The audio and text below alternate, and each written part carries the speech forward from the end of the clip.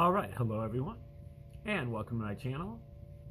It's an educational channel, and we check into some great theories of everything, ancient and modern, usually pretty obscure, theories of everything, all-encompassing theories, grand unified theories, magnum opuses, tour de forces, and earth-shattering discoveries from obscure sources. And we like to tune you into these. Kind of a lot of times we're just reading from these obscure sources with some interjections from me, but I just try to kind of walk you through this stuff, guide you through, because I've been in this game for a long time, and I know that some of these works are very daunting, and the most important thing is that you just go through them. You know, you're kind of kidding yourself if you think you're going to understand everything the first time through.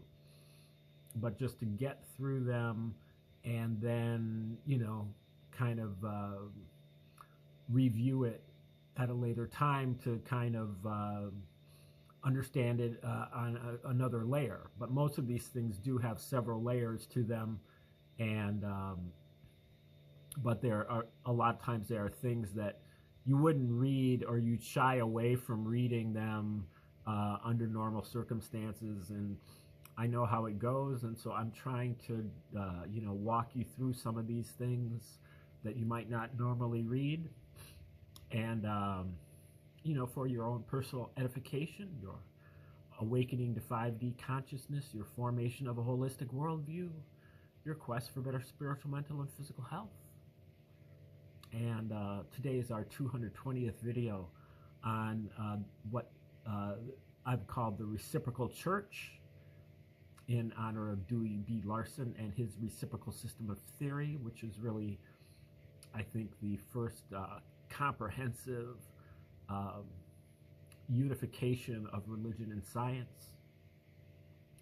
And we are kind of responding to, well, we are responding to the need to kind of engage in syncretic process to put together our spiritual resources in an individual manner that works for us. And so I've presented many different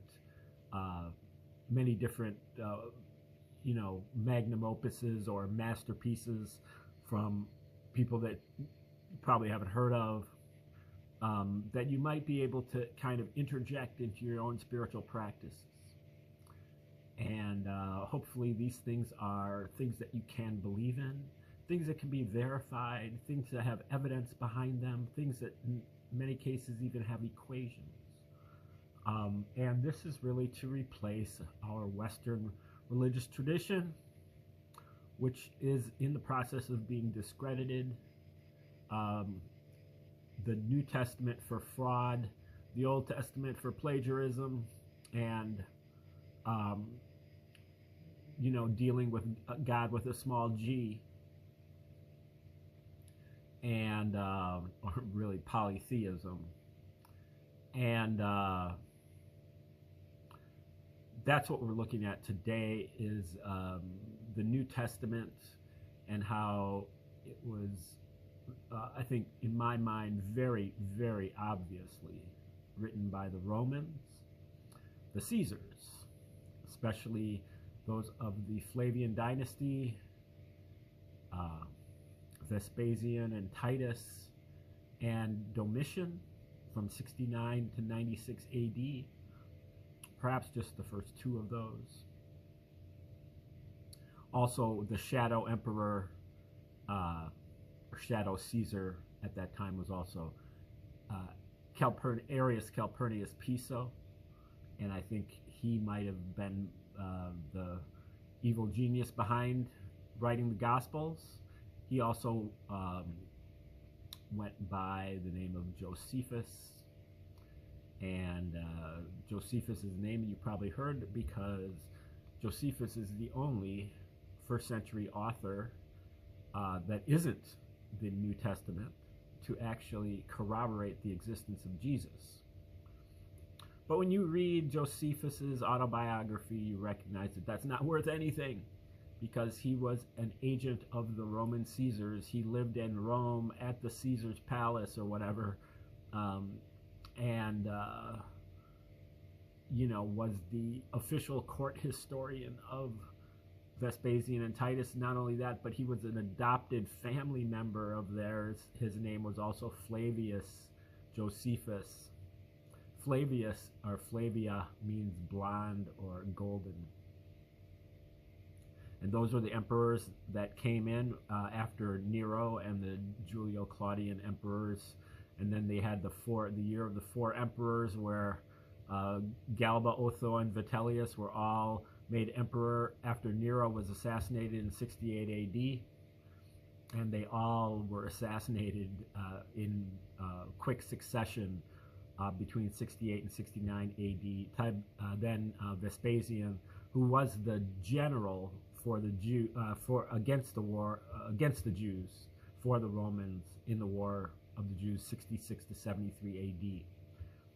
He left when he became emperor. He left the general position to his son Titus, who then eventually became emperor in 79 AD. And the reason why they did it, I think, is because the Romans were trying to tend to an empire, and the Jews were the biggest thorns in their side. The Jews had they had this monotheism thing going on, and they had these kosher laws, and they had these strictures against graven images, and they had this circumcision, and all of these things made it very difficult for them to assimilate to the Roman Empire. And what better way to kind of and so the Jews had been fighting war after war after war after insurrection against the Romans for the last almost 150 years. And then after this war, they were back. They were immediately a threat still to rebel, to revolt, and they actually did revolt again a couple more times in the early 2nd century.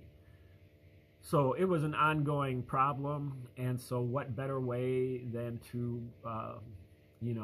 write a story, a fictional kind of bits and pieces from different true stories of a Prince of Peace who believes in rendering unto Caesar what is Caesar's, and turning the other cheek, and walking an extra mile with the Roman soldier's backpack, and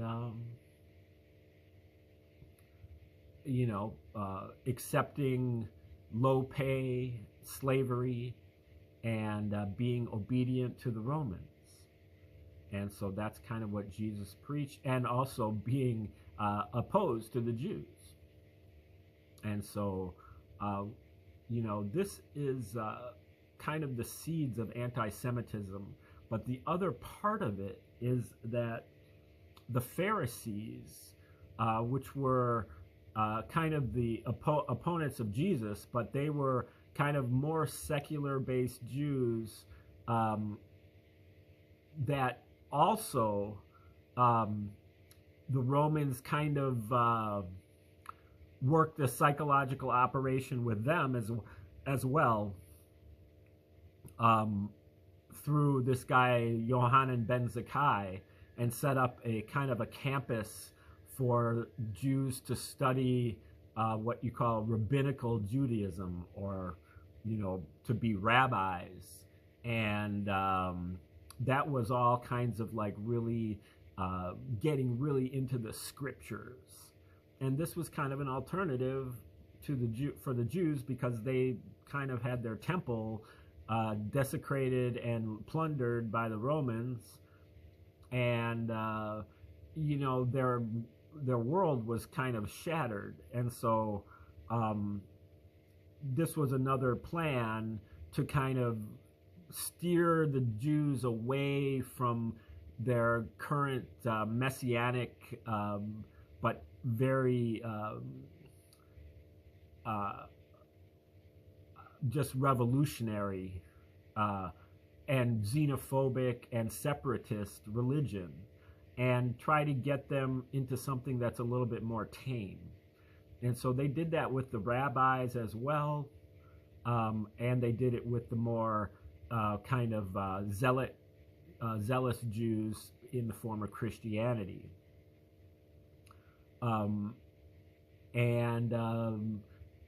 the case of Christianity, they wrote the Gospels up, again, very pro-Roman, very anti-Jewish.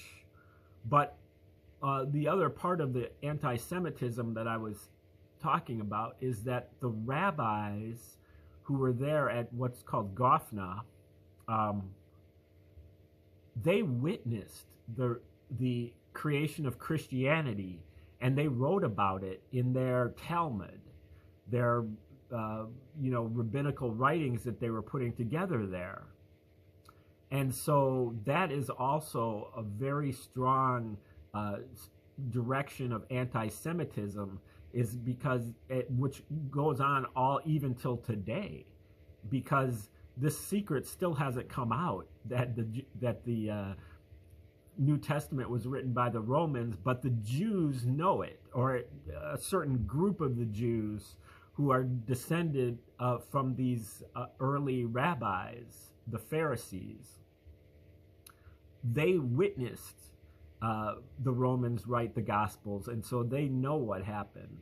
And so they're always going to be scapegoated by the Romans, Roman Catholic Church, and so on.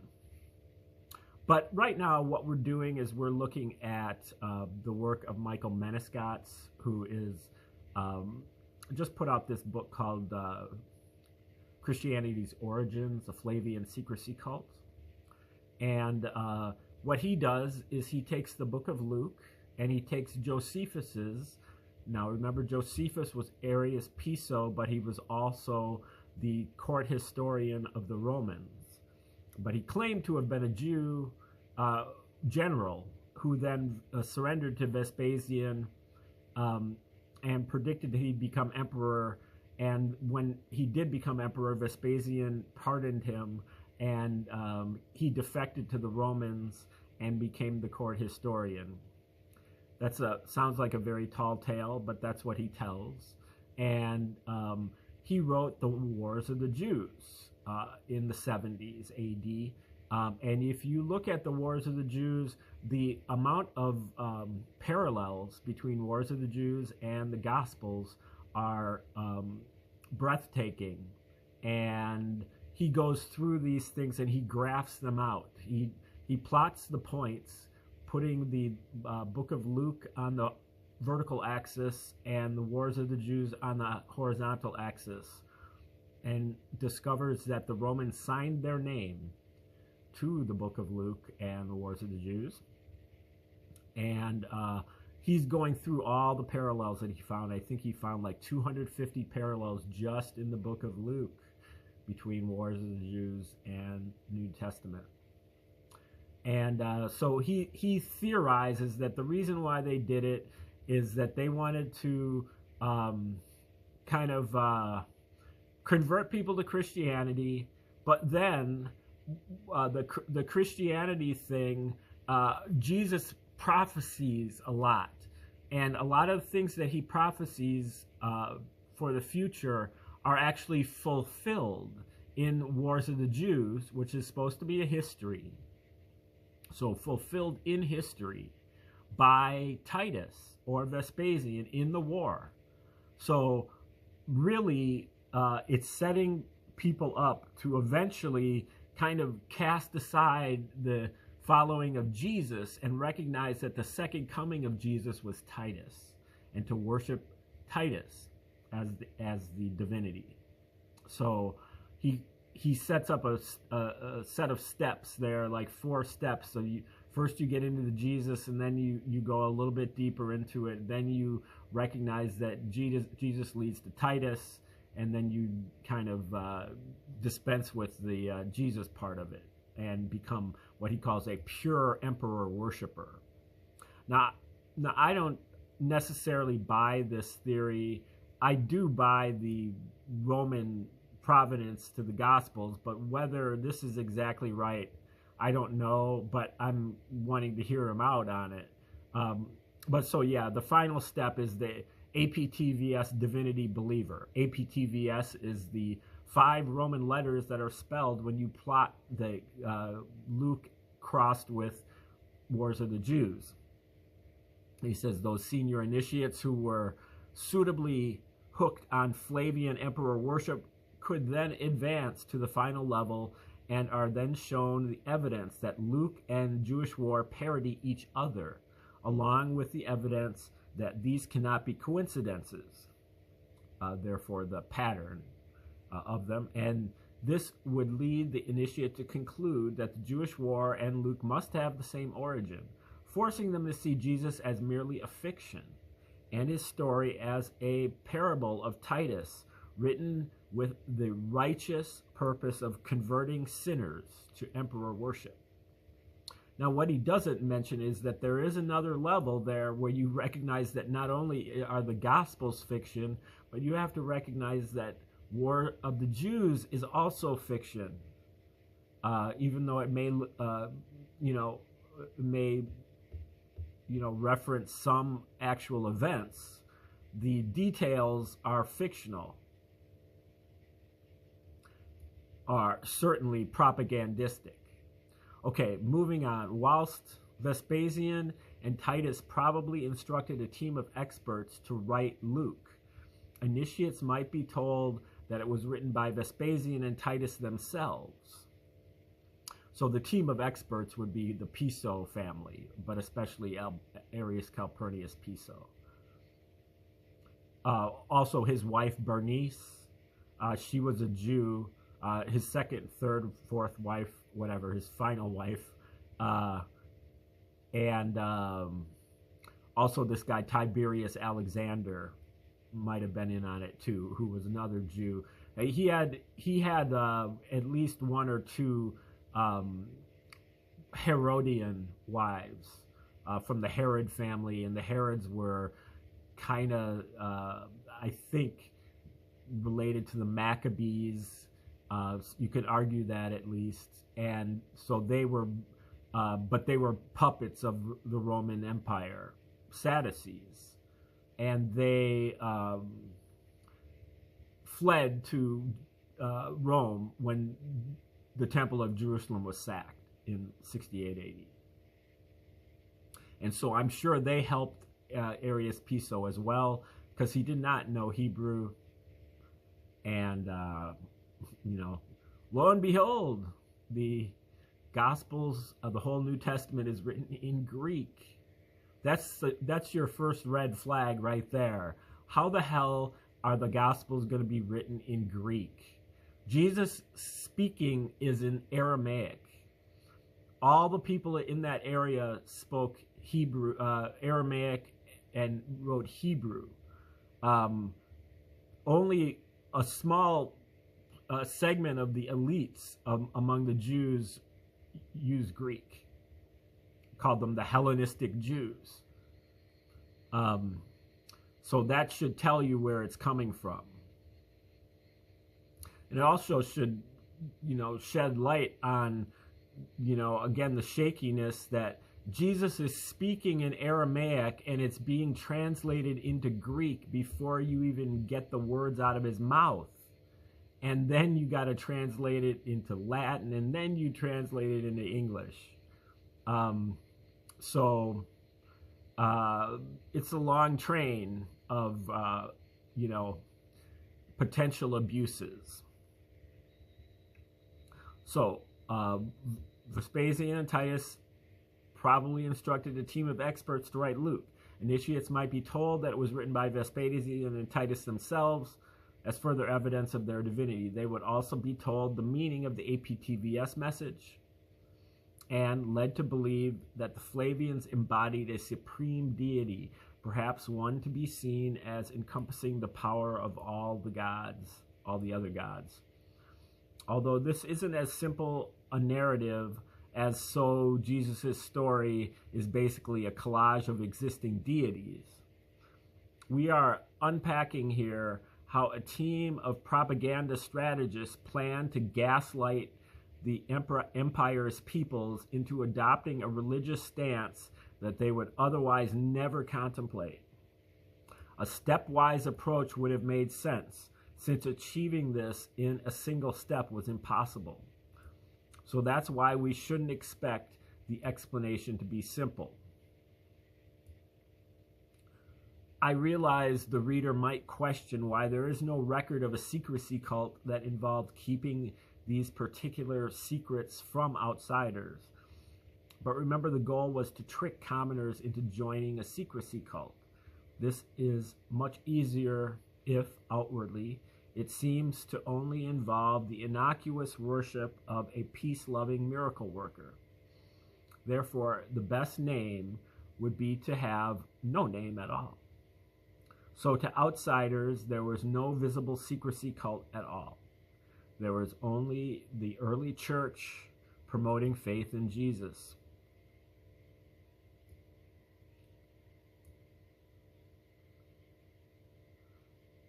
Any initiate who became aware that some of their peers were undertaking tests of loyalty and oaths of secrecy as part of being promoted into mid-seniority roles would still be unaware that there were multiple secrecy layers further up, let alone that this involved being told secret information that profoundly affects the understanding of who Jesus was. This slightly more complicated scenario would explain why there is a record of many of early Christian churches based on Gospels, which openly acknowledge they contain hidden information that is to be revealed, indeed, including Jesus' identity, yet no record of a Flavian secrecy cult associated with them.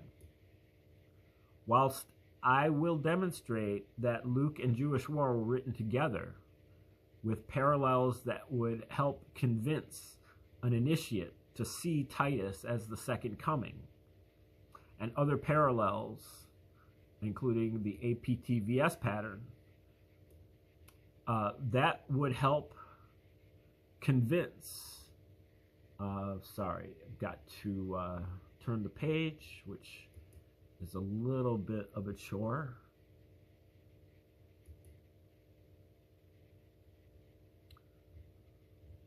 Especially when I do it wrong.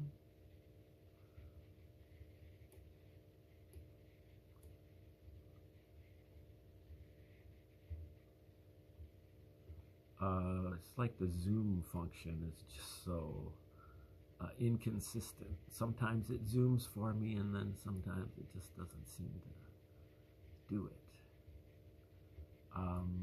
It's going to have to zoom here again because I can't really see it from... sorry about this.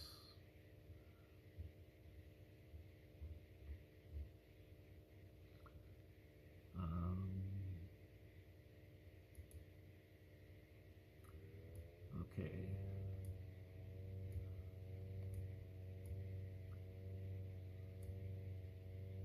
There we go.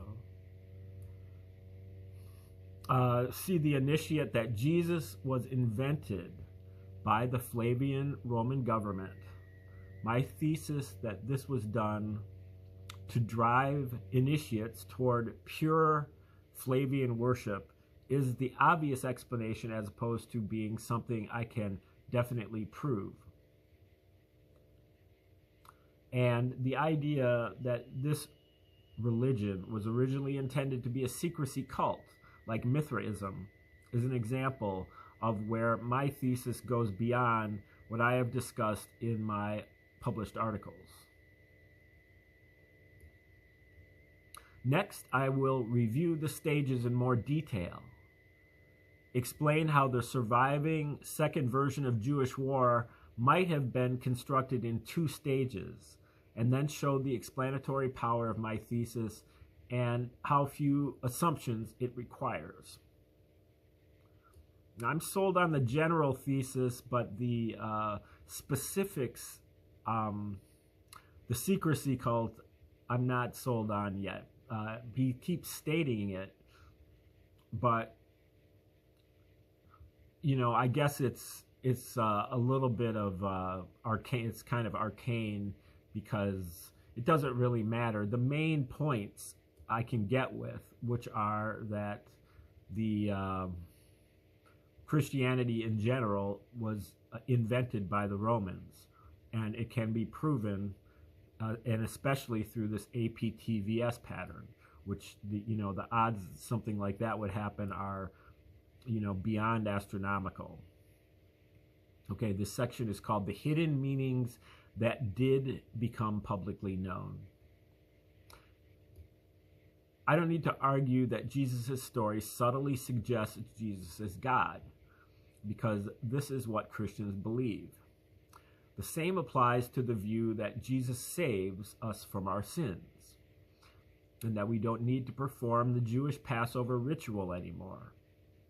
This is all standard Christian doctrine.